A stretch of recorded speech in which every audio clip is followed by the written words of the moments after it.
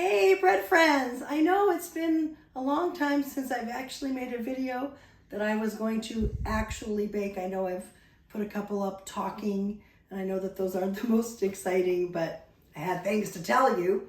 And if you haven't seen my Goldilocks one yet, take a look. It's about how you always have to check your dough, not just sometimes. Anyway, today we're going to do something brand new. I don't know that any of you have done this before, but I think when you see what I have, you're gonna go, oh, I think I have that in the cupboard.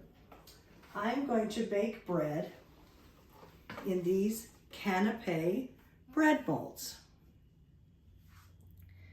I don't know how long I've had these or when I bought them. It was the kind of thing that I bought 20 years ago and then put in a cupboard and never used. And then maybe about 10 years ago, I started using them, and I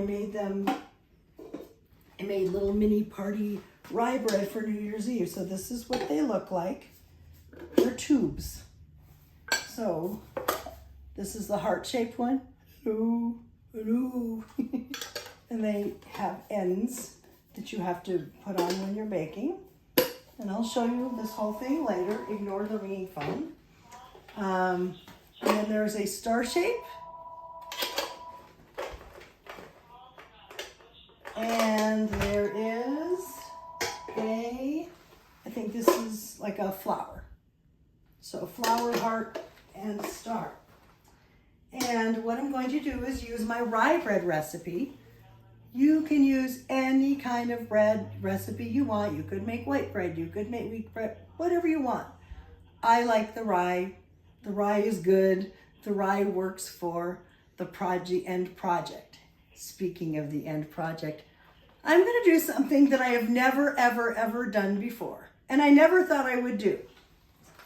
My friend that I call sister, because I don't have a sister, so she's my sister, Barbara, sent me for my birthday a charcuterie board. I never knew I wanted a charcuterie board. But when I got it, I'm like, well, okay, a new cooking, baking, dining, serving adventure right here. You know, we haven't really been entertaining during this horrible pandemic time. So anyway, so what I'm going to do, and she sent me this kind of a cookbook. It has ideas for setting up your charcuterie platter, and it's a really cool book. So what I'm going to do after the bread has baked and cooled and I'm able to slice it is set up a charcuterie board Ellen style. And the reason it would be Ellen style is that I'm such a picky eater, and of course my allergies. So I don't like a lot of things that some of you may want to put, but it's, you know, you do what you do, I do what I do. But I have like 2 kinds of salami and a couple of kinds of cheese. I have some olives, but you know, they'll be in a bowl so the juice won't touch anything else, because that's me. I have some sugar snap peas. Can't remember what else, but I'm gonna attempt to make a pretty charcuterie board with some of the bread that I bake in the Canapé tubes. So we're gonna turn off the camera. I'm going to get all the ingredients into the bread pan, set it for dough cycle. I will show you along the way how, if my dough is too wet or too dry, and if I need to add liquid or flour. And stay tuned for the next. Whenever I start my bread machine, I always set a timer on my Apple Watch for 28 minutes, because I always have exactly 23 minutes of rest, and then 5 minutes after that is 5 minutes into kneading time, and that's when I check my dough. So the rye bread dough, by the way, sort of almost always looks dry, but I don't really think it is, but it's a little craggy. So I'm going to add, I just have a little measuring cup of water. I'm going to add really just a tiny splash. That was maybe a teaspoon of water. You can sort of look in here. I know there's glare. There's no good way to show you when the machine is going.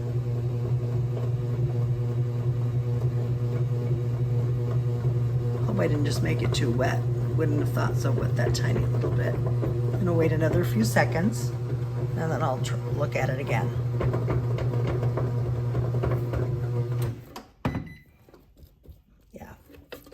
looks a little wetter. This is just a very dense dough, and you may have heard how loud it is. This rye bread, if you make the rye bread, it will be noisier because rye flour is super, super dense. So it's all good here. If this was another bread, I would say add more liquid, but I know my rye bread dough, and it's perfect. So while the bread machine was making the dough is breaking the dough, making not breaking the dough, I have sprayed, well, I sprayed all of the lids, and then I sprayed the tubes really, really, really, really well. And then I, put the tubes into the other ends, just, to be all prepared. And when the dough comes out, I'm going to basically roll the dough into ropes and get them in there to rise. And I'm going to show you what that all looks like. My videographer isn't in the room right now. I wanted to tell you that you don't have to worry about writing down the recipe. I didn't even tell you what I was putting in the recipe other than it was my rye bread recipe. Everything you need to know, other than, watching me do it, will be in the description of the video. All my videos have a fully written out description, the recipes and the instructions and everything else. So depending on whether you're using an iPhone or an iPad, if you're using one of those and you're playing the YouTube video, it should be a tiny little arrow under the bottom right corner of the screen that you click down, and there's the description. It might look different on a computer browser, whether it's Firefox or Chrome or whatever. So you're going to have to find the description. I can't remember which browser where it doesn't say the word description, but there's the beginning of a description kind of under the screen on the left, and then it says see more, and you can click there. I think I've one of my browsers, and I can't remember which one, had the description in a kind of a column to the right of the video screen. So you're going to have to find the description. But if you cannot find the recipe anywhere, never fear, Ellen is here. All you have to do is message me here on YouTube or message me on Facebook, Ellen Walker Hoffman, or message me even on Instagram. And that would be at GigglerEH, at GigglerEH. On Instagram, you can message me any of those 3 ways, and I will give you the recipe or show you how to find it or whatever. I will not leave you in the lurch. Okay? Okay. The exciting part, well, the first exciting part has arrived. My entire dough ball weighed a little over 900 grams. So I weigh them out to about 300 grams each because I have 3 tubes and I'm going to distribute them evenly. And I have in my notes that the ropes need to be, well, I don't know if they're exactly a rope, but they need to be about 9 by 1.5. So have a ruler. There's a 9-ish, and that's probably, yep, just gonna, and doesn't have to be exact, it's gonna kind of rise into place. So there we go. So really, I'm just going to put that in there. It looks really funny. And I have in my notes to put the tubes on a cookie sheet like this, and don't put the caps on for rising. That is just a little grease that fell out of the tube because I've sprayed them twice because I'm so nervous about it. And I already showed them, by the way, to spray. So here's my next piece of dough. Oops. Hello. Forgot how to use a ruler. Okay. There we go. About 9 inches long. And again, the rising will kind of take care of the shape. I don't have to make sure these are exactly round. And I'm going to put this one in here like this. And do that. And I just want to make sure. Yeah, leave uncapped horizontally on the cookie sheet. And finally, here's the last one. Let me get it to be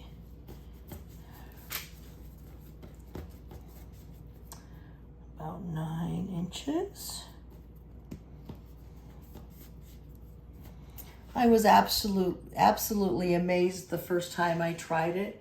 There weren't very good directions that came with the canapé tubes. I'm just like, I'm just gonna try it and do what I think. And I worked and I put it down. I actually haven't made this canapé party bread since maybe 2017 or 18. So it's been a while, but I'm glad I wrote everything down. So they're in the tubes. One end is open, and I'm going to do my usual where I turn on the oven for 1 minute to the lowest setting, which on my oven is 170. I'm going to turn it on, set a timer for 1 minute, turn it off. Then I'm going to put these in and set a timer for 40 minutes. Then I'm going to take them out. They'll have their last 5-10 minutes of rising on the counter while the oven heats to the baking temperature. And I'll show you what that looks like and when they've risen in about 40 minutes. But for you, it will be right now. I just wanted to take a second to show you what they look like up close in the tubes. All right, we'll see them after they rise. Are you ready for the big final rise reveal? I am. Here we go. They look a little funny when they pop out somewhat. Here we go. Opening the oven. Wow, look at that. So what I'm going to do is take these out. Oops, whoop, and they slide. Put them back over here. And I'm going to run back over there really fast and put the oven on. Hold on. Talk amongst yourselves. There we go. Okay. So I carefully noted that if it pops out, just push it in. And that's what I'm doing. So you can tell they definitely rose really well. And then I'm going to cap it. Is it on? Yeah. Okay. Oops, it's not on. There we go. There's something didn't feel right.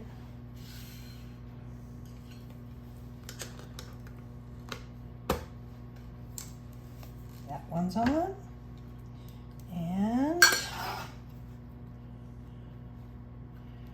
you know, I was so nervous when I did this the first time that none of this would work, but I've done it 2 or 3 times before. It works. So I'm just going to wait for the oven to heat to 400. I'm going to bake them on at 400 degrees for 10 minutes and then reduce it to 375 and bake another 25 to 30 minutes. And then I'll take them out of the oven. I will take them out of the tubes, which is always another one of those, oh, I hope it comes out. But again, I've done it 2 or 3 times. It's always come out, so I am pretty confident that it will work out. So the next time that I turn the video camera on, or my husband does, that is, I will take the caps off. I'll have a cutting board here or a cooling rack or something, and I will pop these suckers out and you'll see what they look like. See this smile? This is I'm smiling, but I'm really nervous because I didn't have any trouble the other times I made these. The bread came right out, but it's not nonstick in there. I sprayed the crap out of it. It's leaked some of the spray oil, so I'm nervous. All right, so I think I will just do this. Get ready. So it makes me think I'm gonna do this in the, you know those trick things where what is it, snakes? Look at that. Cool. Okay, I'm gonna take that off and I'm gonna take that off, and they're hot. I don't remember how I got it. Wait, come out.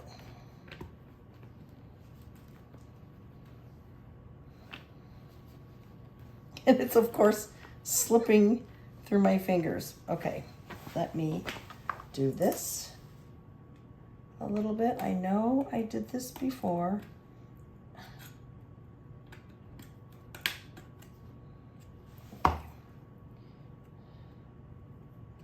Come on, I've done this before. Push it. Push it? Yeah, I'm going to, but I can't do it. Okay, we're gonna turn off the camera and figure it out. The other two, this is the star, and it doesn't look so pretty right now, but when it cools and I cut the end off, or maybe this is the flower. And this is, I think, the heart. Mm-hmm. Yeah, that's the star. So this is the only one that didn't, these two just, I took the top lid off, took the bottom lid. These two just slid right out. So what I'm gonna do is let this cool a little bit and try again. I didn't have any trouble detubing these or untubing these when I did it years ago. Like I said, these just practically, it fell out. I took the top lid off, took the bottom, and it went boop, and just came right out. So I'm hoping that I can get this one out. Always an adventure. See you in a minute. And the husband saves the day again. What I was trying to do, which is what he did, is just, you know, get the end and anything had kind of like grown around or baked kind of at the edge. So what he did is he kind of loosened all around the edges, which I was trying to do, as you saw, but it was slippery because of this. I used extra oil, but this actually, it's still kind of hot. But once Neil did it, it came right out. So I'm not lying to you. They do come out. I'm gonna let these cool, and then I'm going to take a little break, and then I'm going to start preparing all my little charcuterie. All right, so my cameraman and I are goofing around, of course. So I wanted to show you first how the cute little pieces of bread turn out. Here are the hearts. I've already been chastised for not cutting them evenly. Here are the little flowers. They're so cute. Here are the stars. So I have my charcuterie board here. I have never done this before. I did not practice. I did not plan. I just have these things to put here. So I think what I'm going to start with are some of the breads, because they are the, I guess you'd call the cornerstone.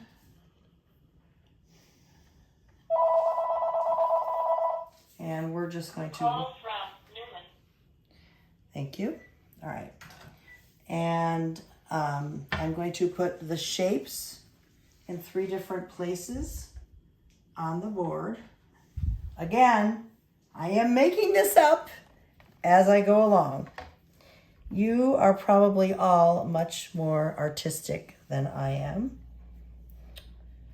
I didn't cut all the breads, by the way. I think you saw the uncut over here. I only cut maybe, what, a third?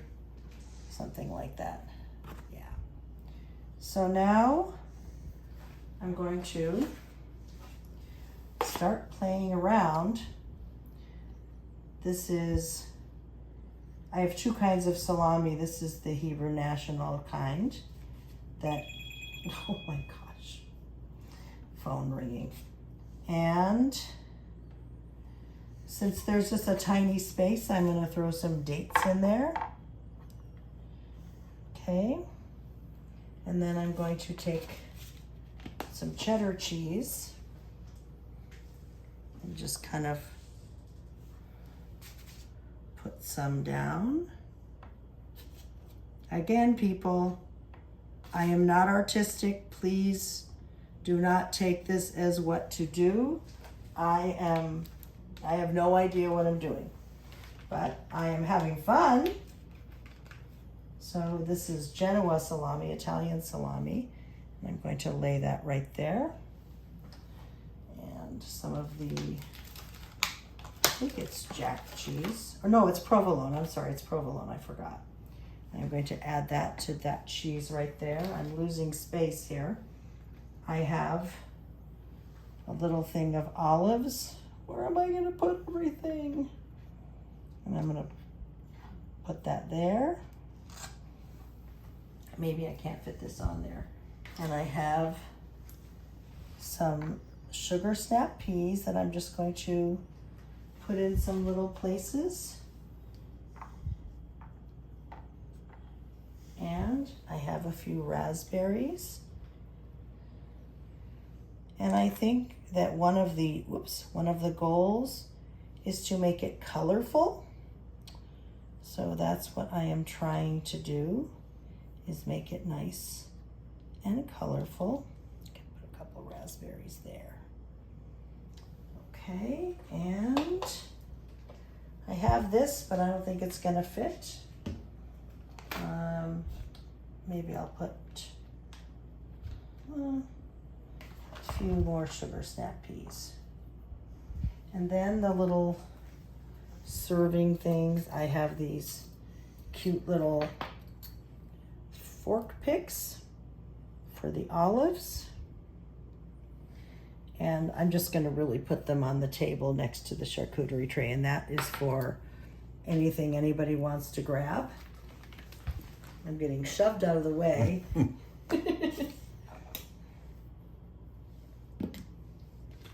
And I have more, obviously more sugar snap peas, more raspberries. I have this Kakana Club cheese that I know that we're gonna eat, but I can't fit it on here. But look, for my first time ever, I think it's really pretty. I'll move my hand.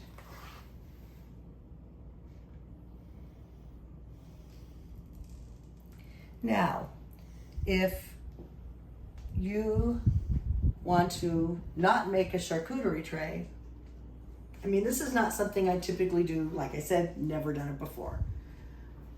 How I have served the party rye, is what we would call it, is with chopped liver. And if you don't know what chopped liver is, and you're making a face, it's pate. So it's chicken livers with egg and onion and chicken fat to kind of hold it together, and it is scrumptious. And so I have served the party rye, we call it party rye.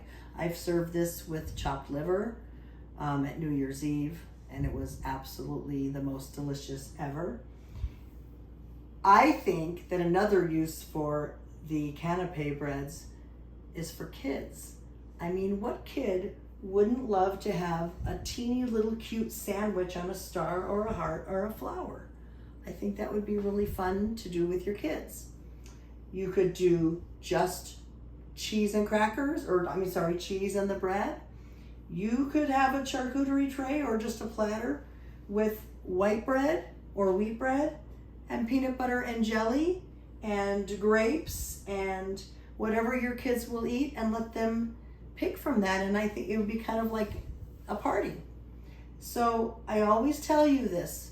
This is what I did. You do you. This is just a serving suggestion. You know how on a box of cereal or on a box of whatever kind of food, it has a picture of a way to serve it? It's a serving suggestion. I'm kind of proud of this though. I think it's really pretty, and I'm looking forward to having it for dinner. So thank you for watching. The recipe, as always, it will be fully written in the description of this video. Anytime you cannot find where the description is, shoot me a message. You can message me right here in the comments of the video on YouTube. You can go on Facebook and private message me. Don't ask for Facebook friendship. Not that I don't want to be your friend, but message me through Messenger, private message. We'd look for Ellen Walker Hoffman. You can message me through Instagram. My handle is @Gigglereh, EHGIGGLEREH. You can message me to say you love this. You can message me to say, help, I can't find the recipe, or what could I substitute, or what other breads do you think I could make using these canapé tubes, or where can I get the canapé tubes? I think I probably got them on Amazon years ago. I will try to look at them up and put a link in the description. Thank you very much for watching. Hope you liked it.